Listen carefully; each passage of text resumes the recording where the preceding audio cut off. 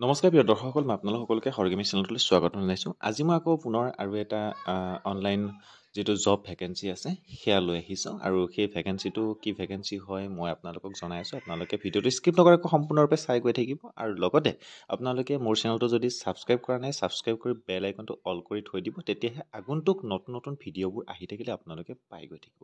তো বলকচোন এতিয়া মই আৰম্ভ কৰোঁ আৰু আপোনালোকক সম্পূৰ্ণ আপোনালোকক জনাই দিওঁ এডভাৰটাইজমেণ্টখনত কেনেকুৱা কি নিয়ম নীতি বান্ধি দিছে বা কি আছেনো সেই সকলোখিনি আপোনালোকক দেখুৱাই গৈ থাকিম। স্কিপ নকৰাকৈ আপোনালোকে ভিডিঅ'বোৰ চাই থাকিব। তো বলক আগবাঢ়ি গৈ থাকোঁ।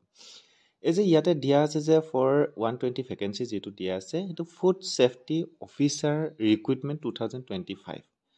মানে ফুড ছেফটি অফিচাৰৰ কাৰণে যিটো 2025 এইটো নতুন বৰ্ষৰ যিটো ভেকেঞ্চি ওলাইছে আৰু সেই ভেকেঞ্চিৰে এইটো এটা এডভাৰটাইজমেণ্ট ওলাইছে আৰু ইয়াৰ ধৰি লওক আপোনালোকক মই গৈ আছোঁ ইয়াৰ এতিয়ালৈকে লাষ্ট ডেট এতিয়ালৈকে শেষ হোৱা নাই। আপোনালোকে সোনকালে এপ্লাই কৰিব পাৰিব।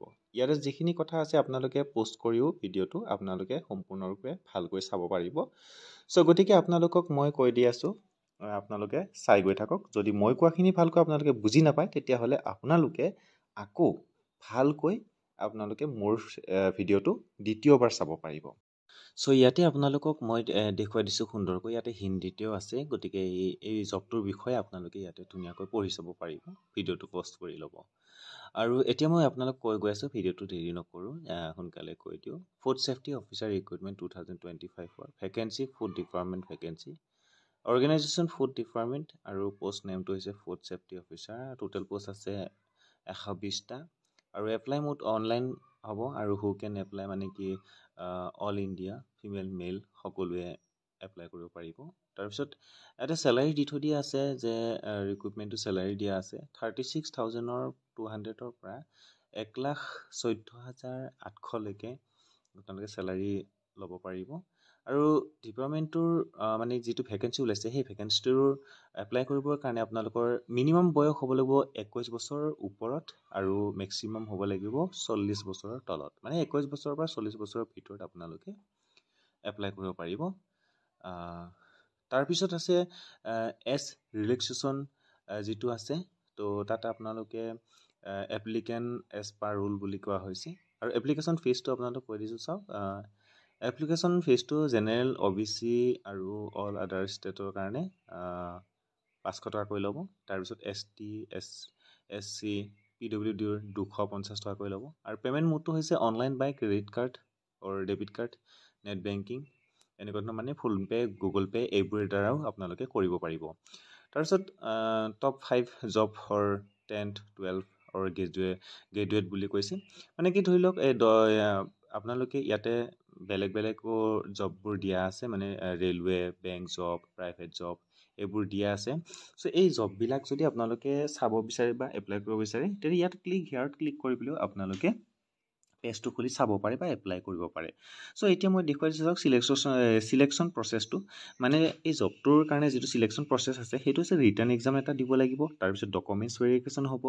এডুকেশ্যন কোৱালিফিকেশ্যনটো হৈছে এনি গ্ৰেজুৱেট বুলি কৈছে, যিকোনো গ্ৰেজুৱেট হ'লেও হ'ব বুলি কৈছে। ইম্পৰ্টেণ্ট ডকুমেণ্ট কেইটা মই কৈ দিছোঁ। পাছপৰ্ট চাইজ ফটো লাগিব, ছিগনেচাৰ লাগিব, Aadhaar card, education certificate, caste certificate, age proof এইবোৰ লাগিব। হাউ টু এপ্লাই ধৰি লওক কেনেকুৱা ধৰণৰ এপ্লাই কৰিব লাগিব এই ৰিক্ৰুইটমেণ্টটোৰ যিটো ফুড ছেফটি যিটো ভেকেঞ্চি আছে সেই ভেকেঞ্চি কেনেকুৱা ধৰণৰকৈ এপ্লাই কৰিব লাগিব তাৰ নিয়ম নীতিসমূহ ইয়াতে সুন্দৰকৈ দি থৈ দিয়া আছে। চ' আপোনালোকে যদি ইচ্ছা কৰে আপোনালোকে সুন্দৰকৈ পঢ়ি চাব পাৰিব। চ' মই ইম্পৰ্টেণ্ট কেইটা আপোনালোকক কৈ গৈ আছোঁ।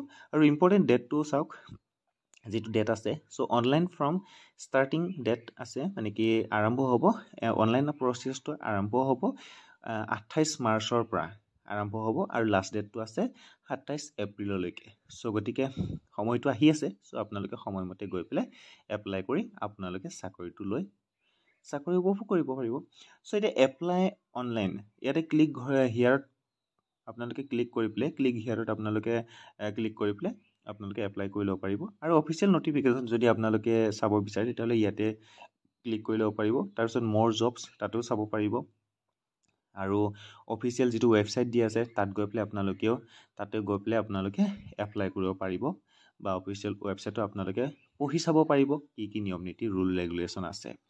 চ' গতিকে আপোনালোকৰ যদি ভিডিঅ'টো চাই ভাল লাগিল তেনেহ'লে লাইক কমেণ্ট শ্বেয়াৰ কৰিলে কেতিয়াও নাপাহৰিব আৰু লগতে এটা কথা কৈ থৈ দিছোঁ আপোনালোকক মোৰ এই চেনেলটো ছাবস্ক্ৰাইব কৰি বেল আইকনটো দবাই থৈ দিব আৰু ভিডিঅ'টো যদি আপোনালোকে বুজি নাপালে তেতিয়াহ'লে আকৌ এবাৰ চাব আৰু যদি ভিডিঅ'টো আপোনালোকে স্কিপ কৰি চাই মানে ধৰি লওক ভিডিঅ'টো যদি কাটি চাই তেতিয়াহ'লে আপোনালোকে একো বুজি নাপাব তো প্ৰথমৰ পৰা শেষলৈকে আপোনালোকে ভিডিঅ'টো চাব তাকে কামনা কৰিছোঁ তো আজিলৈ ইমানেই বাই বাই